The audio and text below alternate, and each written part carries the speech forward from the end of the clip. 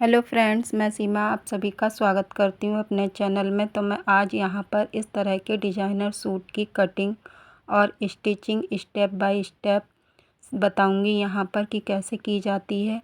तो इसके लिए हम सबसे पहले फैब्रिक को देखेंगे। तो यहाँ पर फैब्रिक जो सूट का है, इस तरह से यहाँ पर डिज़ाइनर दुपट्टा दे रखा है। तो यहाँ पर फिर इसके बाद ये बॉटम का फैब्रिक है, जिसकी ये सलवार हम बाद को बनाएंगे। तो इस तरह से अब यहाँ पर ये सूट का फैब्रिक है। तो यहाँ पर लेस वाला सूट और डिज़ाइनर सूट है, इसको पहले हम ओपन कर लेंगे। ओपन करने के बाद देखेंगे तो ये कुछ इस तरह से गले पर डिज़ाइन दे रखी है और ये नीचे बॉटम के लिए लेस दे रखी है। इसके बाद अब हमने यहाँ पर फैब्रिक को देखना है। तो फैब्रिक पर साइड पर ही फ्रंट पार्ट की डिज़ाइन दे रखी है, बाकी सब प्लेन फैब्रिक है। तो इसलिए अब हम यहाँ पर इस तरह से ये डिज़ाइनर सूट है। अब हम इसके बाद यहाँ पर ये बॉटम वाली जगह से इस लेस को अलग कर लेंगे। यहाँ पर ये कच्चे टाँके से ही लगी हुई होती है अधिकतर, तो इसको हमने यहाँ से हटा लिया है। अब हम ये बीच में बॉटम पर बाद में लगाएंगे। अब यहाँ पर अब हम सूट की कटिंग करेंगे। तो कटिंग करने के लिए सबसे पहले हम फ्रंट पार्ट को कट करेंगे। तो फ्रंट पार्ट को कट करने के लिए इसे बीच सेंटर से हमने फ़ोल्ड कर लिया। फ़ोल्ड करने के बाद यहाँ पर अब हम इस तरह से पिन अप कर दे रहे हैं।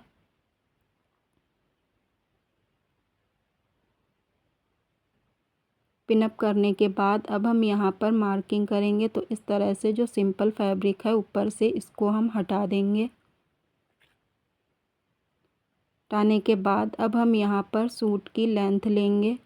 तो जिसकी लंबाई हमने यहाँ पर लगभग 35 इंच रखी है। उसके बाद 2 इंच हमने एक्स्ट्रा बढ़ाया है नीचे के लिए, क्योंकि बॉटम में नीचे पलट लेंगे। यहाँ पर लेने के बाद में अब हम यहाँ पर इस तरह से शोल्डर की चौड़ाई लेंगे। तो शोल्डर की चौड़ाई हमने यहाँ पर 6.5 इंच ली है। लेने के बाद अब हम आर्म होल का निशान लगाएंगे। तो आर्म होल हमने यहाँ पर 7 इंच लिए हैं। इस तरह से लेने के बाद में अब हम यहाँ पर सीधी लाइन बना लेंगे। सीधी लाइन बनाने के बाद अब हम यहाँ से बीच का सेंटर लेंगे। कमर की लंबाई हमने शोल्डर से 14 इंच ली है। इस तरह से अब हम यहाँ पर हिप का निशान लगाएंगे। तो हिप हम यहाँ पर 17 इंच ले रहे हैं। वैसे तो नॉर्मल 20 या 21 पर चलती है, लेकिन हम यहाँ पर 17 इंच इसलिए ले रहे हैं कि यहाँ पर हम डोरी अटैच करेंगे साइड में। और इस तरह से हमने यहाँ पर नेक की चौड़ाई देखी है, तो ये हमारी कुछ ज़्यादा है, इसलिए हमने यहाँ पर 1 इंच का निशान लगा दिया है। इस तरह से हमने ये शोल्डर ले लिया है, आर्म होल का निशान लगा लिया है। अब हम यहाँ पर चेस्ट का निशान लगाएंगे। तो चेस्ट का चौथाई पार्ट 8.5 इंच आया है। इस तरह से हम कमर का निशान लगाएंगे। तो 6.5 इंच पर लगाया है। हिप का निशान हमने यहाँ पर 8 इंच लिया है। इसी तरह से जितना हमने यहाँ लिया है उतना ही हम बॉटम पर 8 इंच का निशान लगाएंगे। इस तरह से निशान लगाने के बाद अब हम आर्म होल के लिए 1 इंच पर गोलाई निशान लगाकर गोलाई दे देंगे। गोलाई देने के बाद अब हम यहाँ पर सारे निशानों को एक के साथ मिला लेंगे। एक दूसरे के साथ में मिलाने के बाद इस तरह से अब हम यहाँ पर एक्स्ट्रा मार्जिन रखेंगे, जो हमने यहाँ पर 2.5 इंच का रखा है। इस तरह से रखने के बाद एक्स्ट्रा मार्जिन को भी हम इस तरह से लाइन बना देंगे।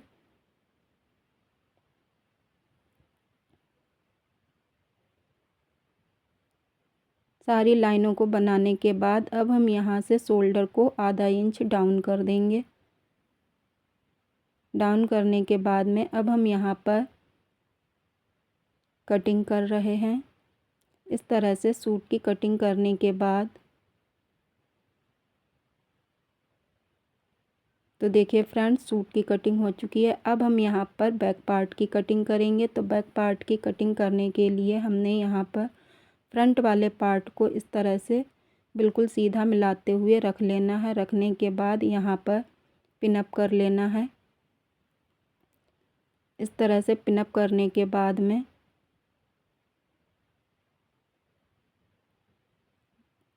यहाँ पर हम एक्स्ट्रा मार्जिन और ले रहे हैं, क्योंकि ये आगे का पार्ट है और पीछे के पार्ट में कोई भी डिजाइन नहीं है, नीचे लेस भी नहीं लगेगी, तो इसलिए हमने थोड़ा एक्स्ट्रा बढ़ाकर कटिंग किया हुआ है।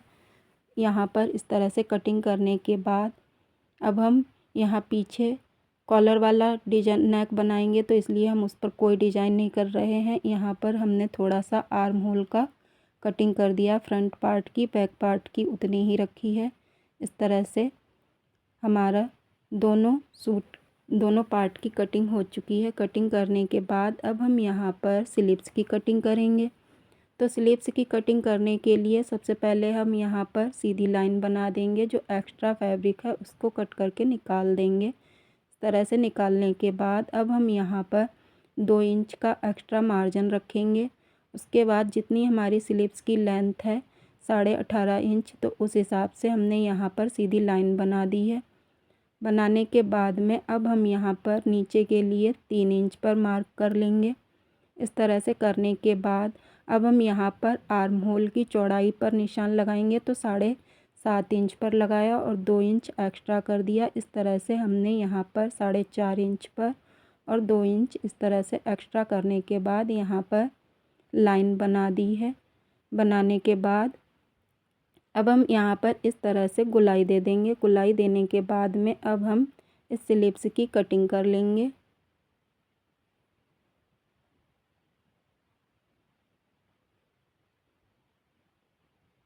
इस तरह से कटिंग करने के बाद में अब हम यहाँ पर कट लगाएंगे। कट लगाने के बाद दोनों स्लीव्स को ओपन कर लेंगे। ओपन करने के बाद आगे वाले पार्ट की थोड़ी सी हल्की सी कटिंग कर देंगे। तो फ्रेंड्स, कुछ इस तरह से हमारी कटिंग हो चुकी थी। अब हम यहाँ पर नेक की स्टिचिंग करेंगे। तो जैसा हमने उधर बताया था कि 1 इंच पर हमने यहाँ पर निशान लगाया था, तो गले की चौड़ाई कम करने के लिए हमने यहाँ पर इस पर स्टिचिंग कर ली है।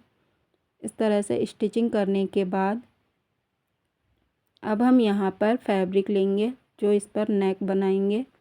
तो यहाँ पर बिना बुकरम से ही हम फिनिशिंग वाला नेक बना रहे हैं। तो इस तरह से हमने ये फैब्रिक लिया। फैब्रिक को लेने के बाद बीच सेंटर से रखते हुए यहाँ पर हमने पिनअप कर लिया है। इस तरह से पिनअप करने के बाद अब हम ये डिजाइन के साइड से बिल्कुल मिलाते हुए सिलाई लगाएंगे।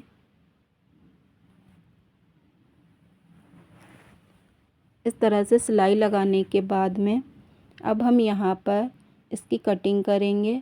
तो यहाँ पर आधा इंच का गैप देते हुए हमने इस फैब्रिक की कटिंग कर दी है। इस तरह से कटिंग करने के बाद यहाँ पर कट्स लगा देंगे छोटे छोटे, डिजाइन को बचाते हुए। डिजाइन नहीं कटनी चाहिए। इसके बाद अब हम यहाँ पर फैब्रिक पर 2-2 इंच का निशान लगाएंगे, इसके साइड से चारों तरफ से। निशान लगाने के बाद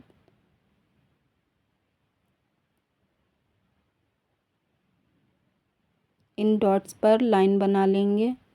इस तरह से बनाने के बाद अब हम इस फैब्रिक को कट कर देंगे। कट करने के बाद इसको सीधा करके रखते हुए इस तरह से इस पर टॉप स्टिचिंग लगा देंगे।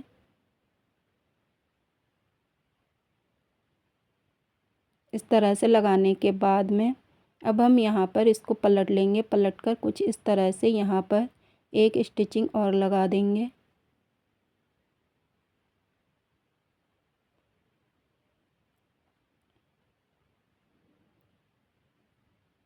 इसके साइड से बिल्कुल पलटते हुए यहाँ पर स्टिचिंग लगा दिए। लगाने के बाद अब देखिए फ्रेंड्स, कुछ इस तरह से यहाँ पर पलट कर एक स्टिचिंग और लगा रहे हैं। इसको बाद में हम निकाल देंगे तुरपाई करने के बाद। तो फ्रेंड्स, बिना बुकरम के ही फिनिशिंग के साथ ये गला बनकर तैयार हो गया है। अब इसके बाद अब हम यहाँ पर ये कॉलर वाला नेक है, तो इसलिए हम इस पर कुछ नहीं करेंगे। इसको रखकर यहाँ से शोल्डर को जॉइंट कर लेना है। इस तरह से अब हम यहाँ पर जॉइंट कर लेंगे दोनों शोल्डर्स को।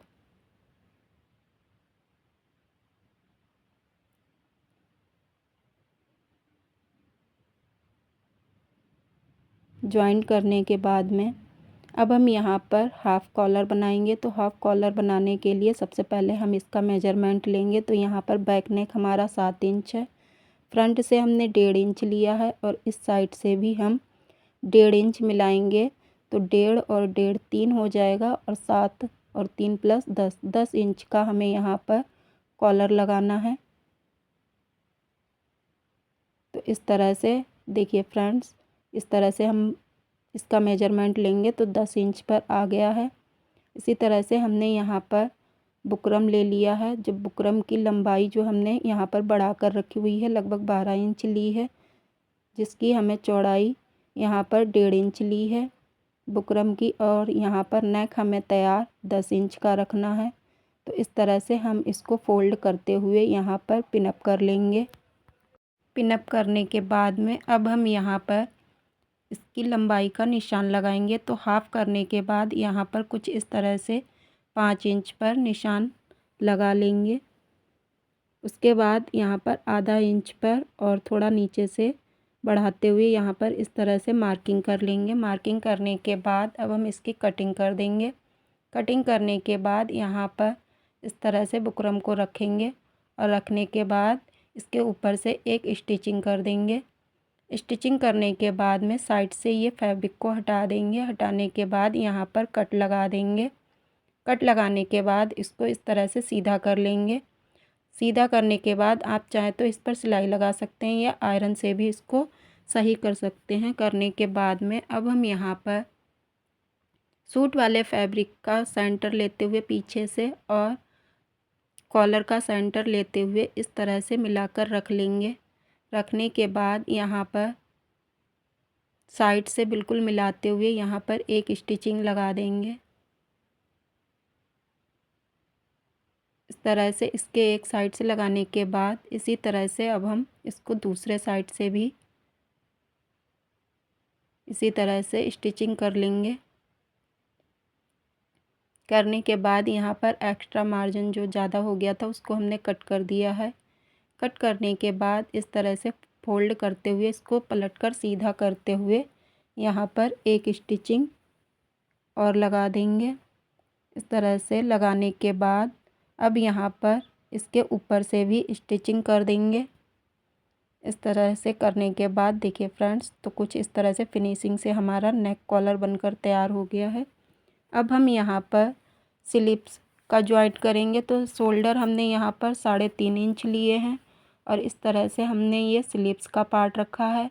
तो देखिए आगे वाला पार्ट जो है इसी तरह से बीच सेंटर से मिलाते हुए यहाँ पर सिलाई करना है इस पर। तो इस तरह से हमने सूट वाले फैब्रिक को सीधा करके रख लिया है। स्लिप्स वाले फैब्रिक को हमने उल्टा करके रखने के बाद बीच सेंटर से मिलाते हुए बिल्कुल यहाँ से इस तरह से इस पर सिलाई लगा लेनी है। जिस तरह से हम ये फ्रंट के साइड सिलाई लगा रहे हैं उसी के जैसा ही हमें इधर पीछे भी सिलाई लगा लेनी है। सिलाई लगाने के बाद कुछ इस तरह से देखिए सिलकर बन जाएगा। तैयार होने के बाद जो अब हमने यहाँ पर मेजरमेंट लिया था चेस्ट का, तो उसी हिसाब से हम यहाँ पर उतना ही देख लेंगे नापने के बाद कि उतना ही आ रहा है। उसी के हिसाब से अब हमने यहाँ पर कमर का लिया था, तो कमर भी हमारी पूरी उसी के हिसाब से आ रही है। उसके बाद हम यहाँ पर हिप का निशान देखेंगे तो कुछ भी कम बढ़ नहीं है, यहाँ पर पूरा आ रहा है। उसके बाद हम यहाँ पर एक स्टिचिंग कर लेंगे। स्टिचिंग करने के बाद अब हम यहाँ पर साइड डोरी बनाएंगे। तो साइड डोरी बनाने के लिए हमने डोरियों की लंबाई 3.5 इंच ली है और यहाँ पर जो डॉट्स लगाए हैं उनका निशान 1-1 इंच लगाया है। और बड़ी डोरी जो हमने बनाई है इसकी लंबाई लगभग 49 इंच है। तो इस हिसाब से हमने यहाँ पर ले लिया है। अब हम यहाँ पर इस तरह से लूप तैयार करेंगे। तो जैसे हमने यहाँ पर निशान लगाए थे उसके ऊपर इस तरह से रखने के बाद एक एक करके इसी तरह से सिलाई लगाते हुए और लूप को अटैच कर लेना है। इस तरह से आगे वाले पार्ट पर लूप अटैच हो गए हैं। अब इसी तरह से हम पीछे वाले पार्ट पर भी लूप अटैच कर लेंगे। इसके बाद अब हम यहाँ पर साइड पर एक सिलाई लगा देंगे। इस तरह से सिलाई लगाने के बाद अब हम यहाँ पर नीचे से इसको फोल्ड कर देंगे। इस तरह से फोल्ड करते हुए हमें एक सिलाई लगा लेनी है। इसी तरह से फिनिशिंग के साथ यहाँ पर इसको पलटते हुए इसके दूसरे साइड पर भी सिलाई को लगा लेना है फिनिशिंग के साथ।